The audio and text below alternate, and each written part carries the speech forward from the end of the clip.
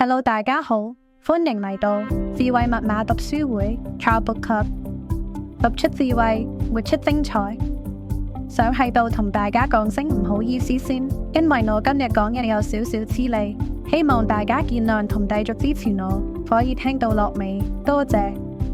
好，咁今日我哋要講一個好重要嘅話題，就係常識。成日有人講，真係冇腦，有冇常識㗎？其實 common sense is not common。咁我哋開始啦。冇常識嘅人可能會俾人話冇腦，甚至因為冇常識而搞到啲嘢亂晒大龍。喺職場上可能會俾人覺得你唔可靠，冇辦事能力，繼而影響升職加薪嘅機會。喺人際關係方面，如果冇常識，可能會產生不必要嘅矛盾，而發生好多不必要嘅關係問題，甚至分鬧。所以，無論你係學生、打工仔，定係已經做咗老闆，甚至係退休人士，今集嘅內容都絕對同你有關。睇完今集，你會知道點解常識咁重要，點樣透過增加常識，令你哋人際關係更好，職場表現更出色，令你嘅生活更加順利。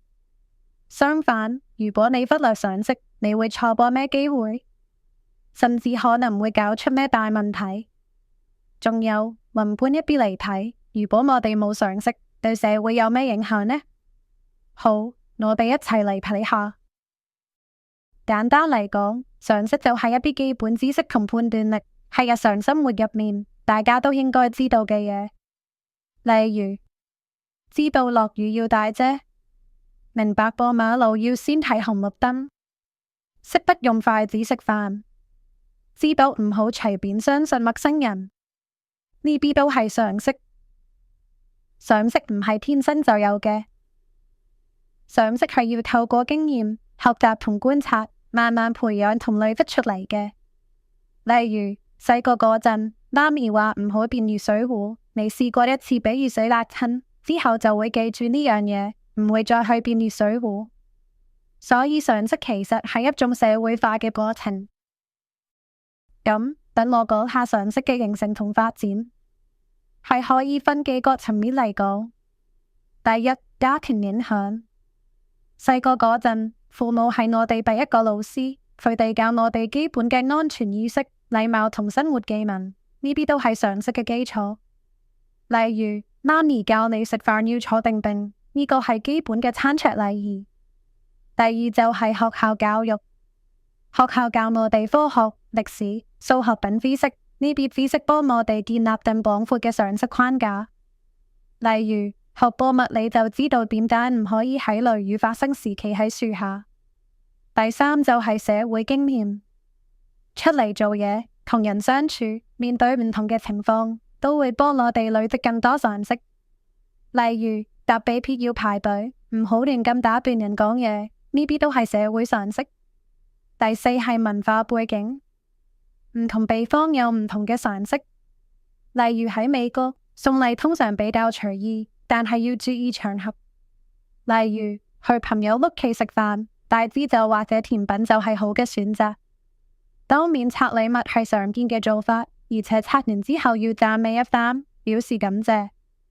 喺中東地區，送禮時要用右手遞上，因為左手被認為係不潔淨嘅，避免送酒精類飲品。因為伊斯蘭教禁止飲酒。仲有最後就係科技發展，隨住科技進步，常識嘅內容都會改變。例如，以前嘅人唔需要識用智能手機，但而家呢個已經係基本常識。咁如果100人冇常識，會有咩後果呢？我哋可以從個人同社會兩個層面嚟講，即係微觀個人同宏觀社會嘅影響。個人層面方面就係一，生活困難，冇常識嘅人，日常生活會好麻煩。例如，而家唔識用智能手機，可能好難同外界、親戚朋友溝通，甚至買嘢俾錢都好唔方便。二，人際關係差，冇常識嘅人，往往唔識得同人相處。例如，講嘢唔經大腦，唔識睇場合，容易得罪人。你試下同朋友食飯時，成日打斷人講嘢，睇下人哋會唔會覺得你冇禮貌。3. 職業發展受阻，工作上冇常識嘅人會俾人覺得唔可靠，例如唔識基本嘅時間管理，成日遲到，老闆點會信得過你？甚至可能因為冇常識而將一啲簡單嘅工作流程複雜化，搞到亂晒大龍，直接影響事業，更加唔使講就係影響升職加薪嘅機會。4. 心理健康問題，長期缺乏常識可能會令人感到自卑及焦慮，因為佢哋會發現自己成日做錯嘢，或者可能俾人笑冇腦。喺度戴翻個頭盔先，我哋唔係贊成啲人去笑其他人冇腦，只不過我哋想提出呢一個現象去說明我哋嘅觀點。咁社會層面方面就係一，社會成本增加。如果好多人冇常識，社會會多咗好多不必要嘅問題，例如亂咁掉垃圾會增加清潔成本，亂咁用電會增加能源浪費。二，公共安全風險，冇常識嘅行為可能會危害公共安全，例如亂咁過馬路會導致交通意外，亂咁用火可能會引起火災。3，社會進步受阻。如果一個社會好多人冇常識，整體嘅教育水平及生產力都會下降，影響社會嘅發展。例如，如果大家都唔識得基本嘅科技知識，社會點樣創新同進步？4，文化衝突。喺全球化嘅時代，冇文化常識可能會引起誤會及衝突。例如，去外國旅行時，唔了解當地文化可能會造成冒犯而引致不必要嘅麻煩。咁點樣先至可以增加自己嘅常識呢？以下有幾個方法幫你逐步提升自己嘅常識水平。第一，多觀察，留意身邊嘅人點樣處理日常事務，從中學習。例如，點樣同人溝通，睇下甚至虛心請教同事或上司點樣將某個工作流程做好。你都可以觀察下陌生人嘅行為，從中學到一啲新嘅常識。例如留意下人哋有啲乜嘢技能可以幫佢哋喺工作上發揮得比你好，佢哋有啲咩嘅良好生活習慣可以參考。第二，多發問問題，唔明嘅嘢就問，唔好怕醜，問得多，學得多，常識自然會增加。例如，如果你唔識用某個新嘅科技產品，可以問下朋友或者上網揾教學方法。第三，多閱讀，多留意書本、新聞、網上文章都可以幫我哋擴闊視野，學到更多知識。例如，睇多啲科普文章，可以增加你對科學嘅常識；睇多啲新聞，可以了解社會動態。仲有，當然要多啲睇我哋嘅頻道，增加智慧啦。第四，多實踐。空談美論，缺乏實際行動冇用，要實際去做先會記得。例如，學煮飯就要真係落手煮，唔係睇完食譜就算，因為煮嘢食放調味料同火候嘅精準度同時間係非常之重要，要落實做先至理解同領略到個中嘅神髓同技巧。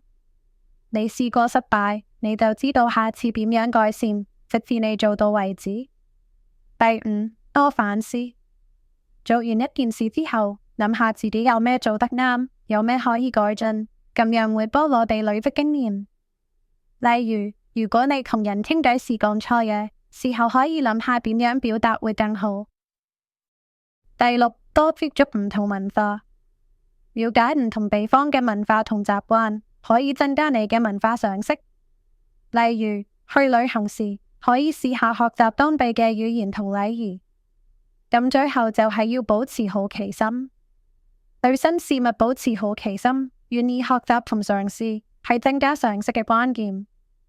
例如，如果你對 AI 技術有興趣，可以主動去了解佢嘅原理同應用。總括嚟講，常識係我哋日常生活嘅基礎，係透過經驗、學習同觀察累積出嚟嘅。